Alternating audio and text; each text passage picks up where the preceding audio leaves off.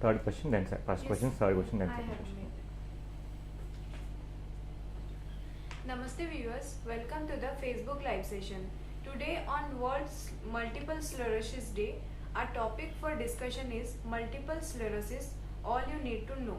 And for our discussion, we have with us Dr. Sandeep Nayani, consultant neurologist, Apollo Hospital, Jubilee Hills, Hyderabad. Dr. Sandeep Nayani has 10 years of experience in neurology. He has completed MD in General Medicine from Kasturba Medical College, Manipal, and DM in Neurology from Sri Chitra Tirunal Institute, Trivandrum. His special interest includes epilepsy, movement disorders, stroke, and autoimmune diseases. Welcome, doctor, to our Facebook live session. Thank you. So, starting with our questions. So, doctor, could you please tell our audience what is multiple sclerosis? Multiple sclerosis is a disease of the nervous system, particularly the central nervous system. So that means it affects the brain and spine. So it's a demyelinating disease, which means it affects the myelinated neurons of the brain. So myelin is like a covering that covers the neurons or the nerves in the brain. So whenever there is demyelination, that means there is loss of myelin in the nerves, the function of the nerves gets affected in the brain. Due to this, various areas of the brain can get affected with various types of dysfunction, leading to various abnormalities like loss of sensation or balance or vision loss.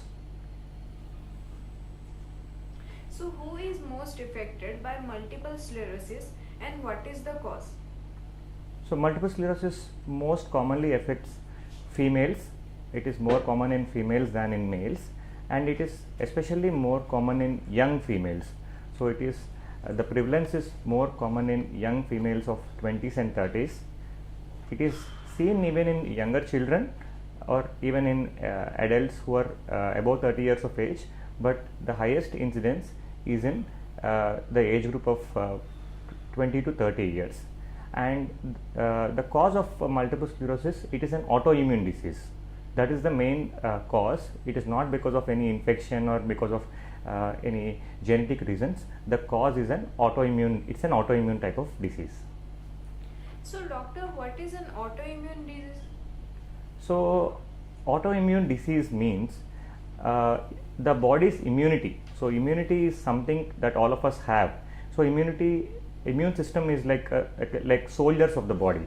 So body's natural immune system produce antibodies and various defense cells which defend us against infections like bacterial infections, viral infections. So unfortunately, in some individuals, this immune system reacts against its own antigens. Means the body's protection, which is supposed to act against foreign particles, is acting against own body. So it may act against certain protein in its own body. So whenever that happens, the body is targeting and attacking certain cells in its own body, and that results in this disease, which is multiple sclerosis. There are various other autoimmune diseases. There can be autoimmune diseases of the thyroid. It can affect kidneys, it can affect lungs. So autoimmune diseases are not just restricted to brain. Multiple sclerosis is only one example of autoimmune disorder that affects the brain. So, what are the symptoms suggestive of multiple sclerosis? So multiple sclerosis is a syndrome which can present in various ways. So people who are affected by multiple sclerosis may have sudden vision loss in one eye, usually painful vision loss in one eye. This vision loss may be partial. That means they will have some vision, but the vision is suddenly reduced in one eye, or it may be more severe in some cases. So it can present with a vision loss. It can also present with paraparesis. That means weakness of both legs, where the person all of a sudden finds that there is reduced strength in the legs, and this may progress over few days to complete loss of strength in the legs. Along with that, there may be loss of strength as well as loss of sensation in the legs. There may be involvement of the urinary bladder, where there is loss of control of the urine. So all these manifestations can happen, and when certain areas of the nervous system are affected, there may be imbalance, there may be change in speech, or there may be weakness of one side of the body. So all these manifestations can happen due to multiple sclerosis. So what are the different types of multiple sclerosis and how long does it last? So multiple sclerosis can broadly be categorized into two types. One is a relapsing type of multiple sclerosis, the second one is a progressive type of multiple sclerosis. So the more common variety is the relapsing type of multiple sclerosis, in which patients experience attacks. So they may have sudden loss of vision in one eye, or they may have sudden imbalance, and they usually recover, usually with treatment they recover, and they may appear to have recovered and become almost completely normal. And for a brief period or for a prolonged period they may not have any symptoms, and then after a variable interval they may experience another attack. So this is called as a relapsing remitting type of multiple sclerosis. That means the disease is remitting but again relapsing, means it is reducing and again it is flaring up. So this is one type of multiple sclerosis. There is another type of multiple sclerosis which is called progressive type of multiple sclerosis, where the disease tends to be a continuous process. There is no remission. So the person starts experiencing certain symptoms, mostly weakness in legs or loss of sensation in the legs, and then this tends to gradually progress to more severe type of weakness or loss of balance in the legs. So the second variety is a progressive type of multiple sclerosis. The first variety is the relapsing or remitting type of multiple sclerosis. Between these two, the relapsing type is more common and it has better treatment, whereas the progressive type, it is less common, but the treatment options are also very limited for the progressive type of multiple sclerosis. So can multiple sclerosis recur? Yeah, so just like we have discussed now, multiple sclerosis, especially the relapsing remitting type, can recur again and again. That means they can have an attack and that attack may reduce, or they may become completely normal for a while, and then they tend to have another attack. So whenever somebody presents with this type of symptoms where they have an episode, that episode reduced, and they have an episode and again may not be the same episode, it may be an episode affecting a different part of the nervous system. Initially it may be a loss of vision, second time it may be loss of balance or loss of sensation in the legs, or loss of power in the legs. So when patients experience different type of symptoms at different times, this is when a neurologist suspects that the patient may be having a multiple sclerosis. So how can we confirm the diagnosis and what are the tests that are required for multiple sclerosis? So multiple sclerosis can mimic various other diseases. So it's what we call as a diagnosis of exclusion. So before we label somebody as having multiple sclerosis, we need to do certain type of tests. So the most commonly used test and the most useful test is an MRI of the brain. So once before even MRI is done, patient has to be thoroughly examined. A thorough history has to be taken. Based on the history and examination, we come to a conclusion based on this history of vision loss, balance loss, or loss of sensation in the legs happening at different intervals at various times. So whenever somebody has that type of history, so when we suspect multiple sclerosis, we order for an MRI of the brain. So MRI of the brain usually in multiple sclerosis will show involvement in form of demyelination in different areas of the brain, like cerebellum or brain stem or different areas of the brain. So whenever that is there, for confirmation we may need to do various other tests like a lumbar puncture and various blood tests which rule out other types of diseases which can present similar to multiple sclerosis.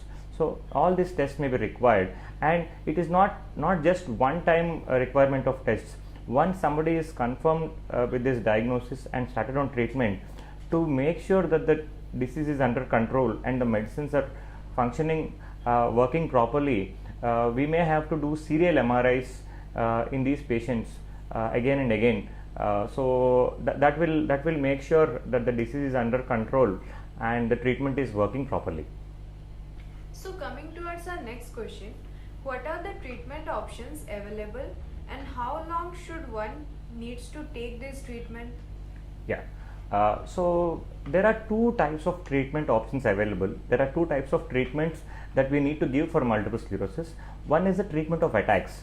So whenever someone experiences these attacks, the attacks may be like I discussed in form of a vision loss in the eye, or loss of balance, or loss of power in the legs, loss of sensation in the legs. Whenever someone experiences these attacks, first we do an MRI to confirm whether the attack is actually a true attack or not, whether there is a new lesion in the brain corresponding with the attack.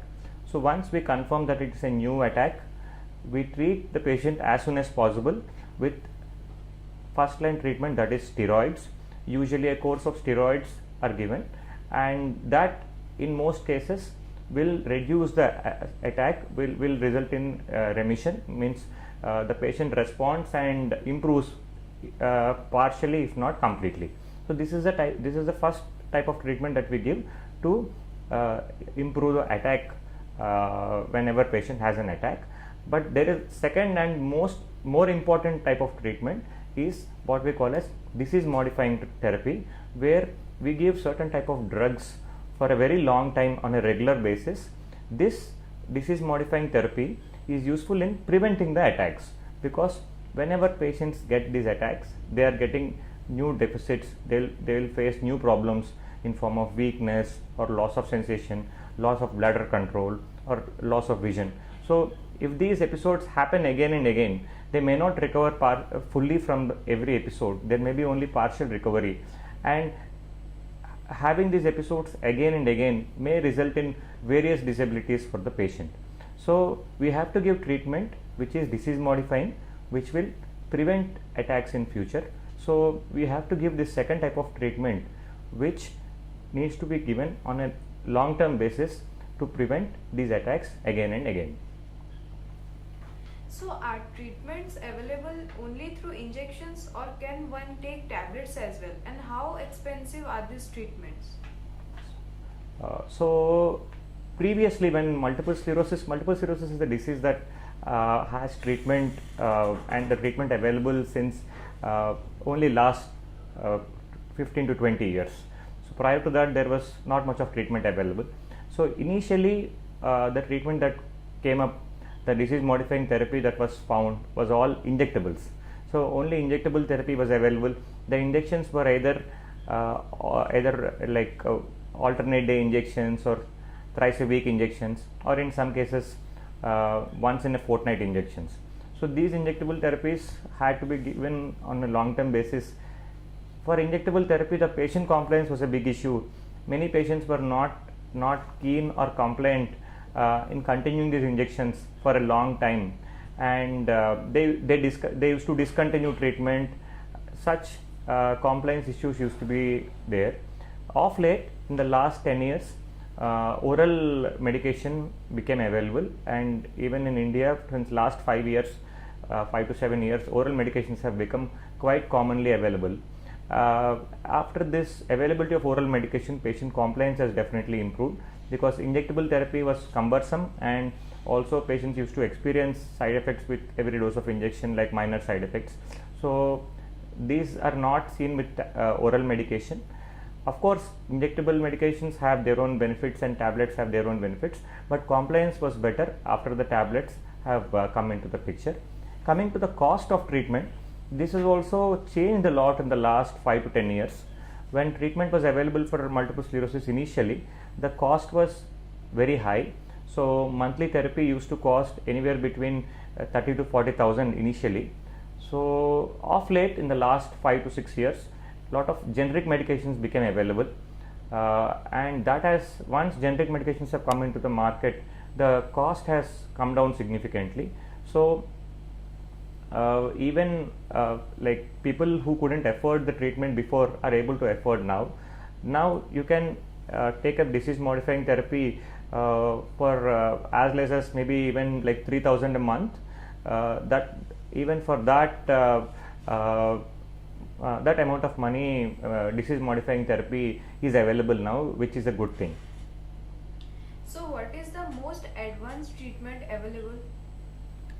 So, there are different approaches to treating multiple sclerosis. One is to start a first line therapy or therapy that is not the most potent. So, start with that therapy and look for response in patients. In significant percentage of patients, that therapy alone may be enough. It may prevent future relapses, and we continue the therapy for a long time. But if they are not responding to that first line therapy, and if they are still getting frequent attacks, then we used to switch to more potent or more stronger therapy, which needs to be continued after that. But of late, since the last few years, there has been a change in school of thought. There has been consideration that not treating the disease aggressively in the beginning may result in lot of loss of brain volume, and that may lead to memory issues or cognitive impairment. So now the school of thought is towards treating multiple sclerosis more aggressively, that is treating with more potent treatment initially itself. So we have quite potent therapy available now, there are some injections called alemtuzumab. It's an again autoimmune therapy. It's an immunosuppressive therapy. So these injections need not be given for a very long time, and very few injections given over like in 1 year interval can result in significant disease control, but these injections are expensive. Second option available for advanced treatment, more potent treatment, is a stem cell therapy, stem cell transplantation, which we usually do for conditions like blood cancer, leukemia, like conditions. That type of stem cell therapy is found to be beneficial in multiple sclerosis also.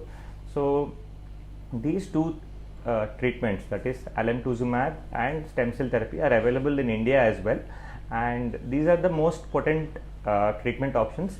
They are not required in everybody, but they need to be considered in certain group of patients when the disease is more aggressive, when the disease is more severe in the beginning. These options may be considered as treatment for multiple sclerosis. So, can multiple sclerosis patients lead normal life, and what precautions should they need to take? So, people who suffer from multiple sclerosis experience various types of disabilities. They may have vision loss because of the affection of the nerve in the eye. They may have balance issues. They may have loss of sensation in the legs, because of which they may not be able to walk properly, or they may have urinary control issues. So all these can cause various type of disabilities. If attacks are treated early, like disease is identified early, attacks are treated immediately, and if disease modifying therapy is started early and future attacks are prevented, then multiple sclerosis patients can definitely lead a very normal life.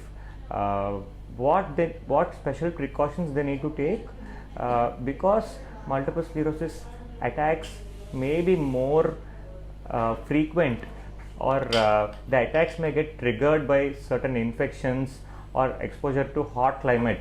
So these are the two things that they should be wary of. So the exposure to extreme heat and extremely hot environment should be avoided, because attacks can get precipitated by that. Any vitamin deficiencies like vitamin D deficiency have to be looked for and corrected. And more importantly, because these patients are on immunosuppressant therapies, that means we are giving them treatments which suppresses their immunity, so they are more prone to infections. So they have to be more careful, extra careful, to avoid infections, like washing hands, wearing a mask. Those type of precautions they need to take more carefully, and also they need to get vaccinated against common viruses, which we usually vaccination is something we usually give for very small children or elderly people above 65 years, because these two age groups are more prone to infections, certain viral infections like pneumonias. But these patients who have multiple sclerosis, because they are on immunosuppression therapy, it is better to vaccinate them appropriately before starting them on immunosuppressive therapy, so that we can prevent infections. So these two important measures one needs to take, otherwise they can lead a normal life, they can get married and they can have children. There are medications which are compatible even with pregnancy, so we can choose that type of medications whenever appropriate. So that way a normal life is definitely possible. So coming towards our audience question, so does multiple sclerosis change your personality? Multiple sclerosis does not change the personality, but it can change the cognition. That means memory, it may be affected partially if the episodes continue to happen recurrently, or if the brain damage continues to happen recurrently. So if untreated, long-term multiple sclerosis may cause memory issues. As such, personality does not change, but because of the disease, because of the various affections that the disease causes, patients may develop low mood and depression consequent to various symptoms they experience. So disease per se directly does not affect the personality. So which symptoms usually occurs early in multiple sclerosis? So the most common symptom of multiple sclerosis is a vision loss. So patients typically describe that when they are reading something, they are unable to read clearly, they notice some blurring, and they may have experienced a pain in one particular eye, and when they close either eye and look for their vision, they may notice some blurring in the eye where there is pain. So that is usually the most common symptom, and the first symptom for which like the patient usually goes to an ophthalmologist, and subsequently when they find that there is a swelling in the eye nerve, what we call as optic neuritis, the ophthalmologist in most cases refers to a neurologist, because optic neuritis is one of the first manifestations of multiple sclerosis. So that is how it is usually found out, or it presents itself. But it need not be the only presentation. There may be loss of sensation in the legs, there may be imbalance, there may be weakness in the legs, sudden or acute weakness of the legs. So all these can be various manifestations of multiple sclerosis. So does multiple sclerosis affect the appetite? Multiple sclerosis per se does not affect the appetite, but appetite may be reduced because of the effect of medications that they are taking. There may be fatigue, which is like a general feeling of weakness all over the body, which is one common symptom of multiple sclerosis. But appetite disease per se does not affect the appetite. So our next question is multiple sclerosis a terminal illness? So multiple sclerosis is not a terminal illness. So we label something as a terminal illness when it does not have any cure and it continues and progresses without any improvement, and it becomes fatal. That means it leads to death. But multiple sclerosis is not such a disease, because it has treatment available. It has very good medication available with which we can keep the disease very well controlled. So what are the needs of someone with multiple sclerosis? So there are various types of needs. It depends on what kind of attacks the patient has experienced. If the patient has already experienced loss of vision, they may need some vision related aids. If they had weakness of the legs which did not improve fully, they may need assistance to walk. They may need a wheelchair, or in some cases a walking stick. These all depend on what kind of attacks they previously had. But if the patient didn't have too many attacks and patient had only milder disease, the needs are more social. So they need good support from family members. and friends. Like they need to be treated like normal. Otherwise, they may develop depression and low mood because of having disease. So appropriate support, emotional support, is very important for them from family members. So how serious is multiple sclerosis? So multiple sclerosis is a major disease. It's an important disease.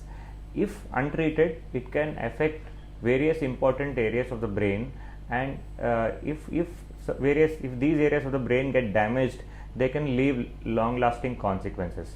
So it's an important disease. It can be treated, so it needs to be identified early and treated. If identified early and treated, it need not necessarily be like life threatening. So it is a serious disease, but something that can be treated, and if treated, the disability can be minimal, or there may be no disability at all. So coming towards our last question, doctor, please tell our audience about the facilities provided at Apollo Hospital, Jubilee Hills, Hyderabad.